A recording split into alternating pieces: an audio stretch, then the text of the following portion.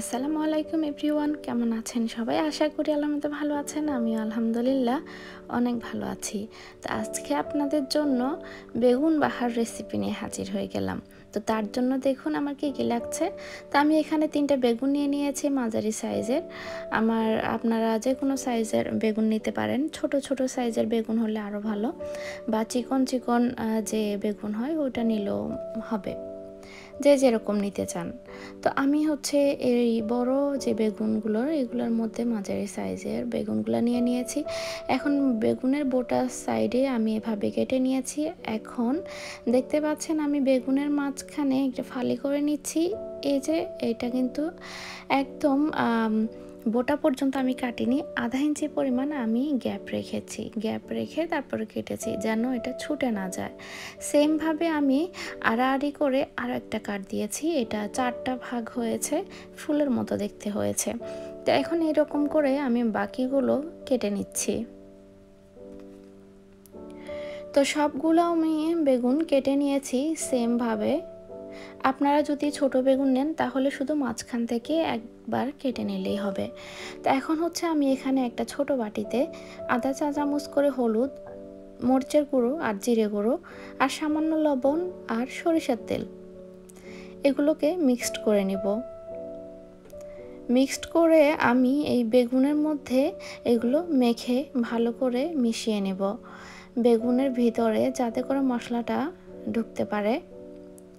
এখন আমি এভাবে করে সবগুলো বেগুনে মশলাটা লাগিয়ে আমি 5 থেকে 10 মিনিটের জন্য বেগুনগুলো রেস্টে রেখে দিব। এই রেস্টে রাখার কারণ হচ্ছে তাহলে আমি বেগুনগুলো কিন্তু হালকা ভেজে নেব। আপনারা চাইলে না ভেজেও ডিরেক্ট রান্না করতে পারেন। আমি ভেজে নেব, সেজন্য আমি প্রথমে 5 থেকে 10 মিনিটের মতো বেগুনগুলোকে মশলা মাখিয়ে রেখেছিলাম। এতে করে বেগুনের মধ্যে মশলাটা ভালো করে ঢুকতে পারে। আর ভাজি করার ইয়াটা হচ্ছে, আমার কাছে এই বেগুনগুলো একটু ভাজি করে রান্না করলেই ভালো লাগে। আপনারা চাইলে ভাজি না করলেও চলবে। তো এখন আমি একটু ঢাকনা দিয়ে রাখবো বেগুনগুলো যেন একটু তাড়াতাড়ি সিদ্ধ হয়ে যায়। এই যে দেখতে পাচ্ছেন আমার বেগুনগুলো কিন্তু ভাজা হয়ে গেছে। আমি বেগুনগুলোকে প্রায় 80% ভেজে নিয়েছি। 80% এটা হয়েছে, তো পুরোপুরি হয়নি। তো এখন আমি সবগুলো বেগুন উঠিয়ে নিয়েছি। সেম একই ফ্রাই প্যানে আমি একই তেলের মধ্যে আরেকটু সরিষার তেল দিয়ে দিলাম। আপনারা চাইলে নর্মাল রান্নার তেলও দিতে পারেন। এখানে আমি আধা কাপের মতো তেল নিয়ে নিয়েছি, তার মধ্যে আমি আধা কাপ পেঁয়াজ কুচি দিয়ে দিলাম। এখন এই পেঁয়াজগুলোকে আমি একটু ভালো করে ভেজে নেব। পেঁয়াজগুলোকে আমি হালকা ভেজে একটু যেন নরম হয়ে আসে ওই রকম করে নেব। তার মধ্যে আমি স্বাদ মতো লবণ দিয়ে দিলাম।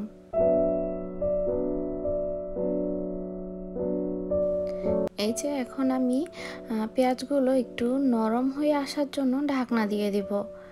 ঢাকনা দিয়ে পেঁয়াজটা একটু নরম হওয়া পর্যন্ত অপেক্ষা করব। তারপরে দেখুন আমার পেঁয়াজটা হালকা ভাজা হয়ে গেছে, নরম হয়ে এসেছে। এখন আমি এতে আধা কাপের থেকে একটু বেশি, মানে 1 কাপের থেকে একটু কম আমি পেঁয়াজ বাটা দিয়ে দিলাম। তারপরে আমি সেম 1 কাপের থেকে একটু সামান্য কম আমি টমেটো পেস্ট করে রেখেছি। তো এগুলো 1 কাপের থেকে একটু কম বলতে আমি এইগুলো পেস্ট করার সময় কোনো পানি ইউজ করিনি। তো ওই হিসেবে কিন্তু আপনি যদি পানি ইউজ করেন তো প্রায় 1 কাপের মতো হবে। তা আমি 1 চা চামচ আমি এখানে আদা রসুন বাটা দিয়ে দিলাম। 1 চা চামচ থেকে সামান্য একটু বেশি হবে। তো এগুলোকে আমি ভালো করে মিক্সড করে নিব। মিক্সড করে আমি এখন এতে আমি শুকনো মশলাগুলো দিয়ে দিব, যেমন আধা চা চামচ হলুদ, আধা চা চামচ মরিচের গুঁড়ো, আধা চা চামচ জিরার গুঁড়ো। আমি এখানে কোনো ধনিয়া গুঁড়ো ইউজ করছি না, আপনারা চাইলে সামান্য দিতে পারেন। আমি এখানে আচারের যে মশলা 5 ফোড়ন, তো ওইটা আমি গুঁড়ো করে এখানে হাফ চা চামচ দিয়ে দিলাম।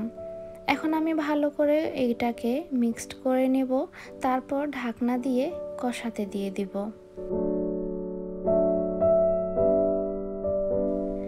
একটু যখন কষানো হয়ে যাবে এই পর্যায়ে আমি আধা কাপ পানি দিয়ে দিব মশলাটা যাতে করে ভালো করে কষানো হয়। তা আমি ঢাকনা দিয়ে দিলাম।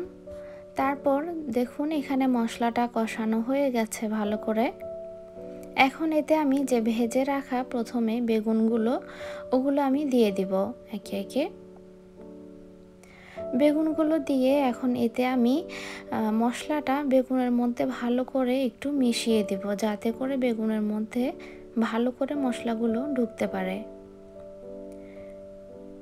মিশিয়ে দিয়ে তারপর আমি আবারও ঢাকনা দিয়ে এটা রান্না হতে দিব। একদম অল্প আছে মিডিয়াম লো টু মিডিয়াম হিটে আমি এটা রান্নাটা করছি। তো দেখুন বেগুনটা কিন্তু প্রায় রান্না হয়ে আসছে। এখন এই পর্যায়ে আমি টক দই দিয়ে দিব। এখানে 2 টেবিল চামচ টক দই আমি ভালো করে ফেটিয়ে রেখেছি। তারপর আমি এখন এগুলো দিয়ে দিব। এখন আমি আলতো হাতে স্প্যাচুলা দিয়ে সামান্য মিক্সড করে নিব। আমি বেশি করে নেড়েচেড়ে মিক্সড করব না, সামান্য উপর থেকে একটু নেড়েচেড়ে মিক্সড করে নেব। তারপর আমি 3টা কাঁচামরিচ দিয়ে দিলাম, এগুলো আমি ফালি করিনি, গোটা গোটা দিয়ে দিলাম গ্রানটা ভালো হওয়ার জন্য। এখন আমি ঢাকনা দিয়ে আবারও একটু মৃদু আঁচে রান্নাটা শেষ পর্যন্ত রান্না করব। এই যে দেখুন আমার রান্নাটা প্রায় হয়ে গেছে। এখন আমি ধনিয়া পাতাটা দিয়ে দিব। ধনিয়া পাতা অপশনাল, আপনারা না দিতে চাইলে নাও দিতে পারেন। আমার কাছে ভালো লাগে তাই আমি দিয়ে দিলাম। এখন আমি আমার রান্নাটা একদম রেডি, দেখতে পাচ্ছেন। এই যে 1-2 মিনিট এভাবে আমি একটু রান্না করে আমি চুলাটা অফ করে পরিবেশনে চলে যাব। দেখতে পাচ্ছেন আমার রান্নাটা দেখেই বোঝা যাচ্ছে কেমন হয়েছে।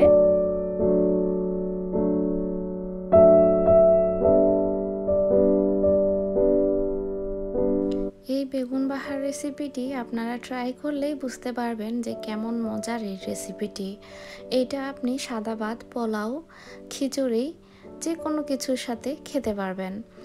তো আশা করি আমার আজকের এই ভিডিওটি আপনাদের ভালো লেগেছে। ভালো লেগে থাকলে অবশ্যই আগের মতোই like, comment, share and subscribe করতে ভুলে যাবেন না। যারা অলরেডি সাবস্ক্রাইব করে আমার পাশে আছেন তাদেরকে অসংখ্য ধন্যবাদ।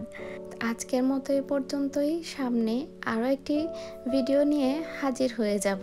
তো ততদিন সবাই ভালো থাকবেন, সুস্থ থাকবেন। সবাই আমার ফ্যামিলির জন্য দোয়া করবেন। আল্লাহ হাফেজ।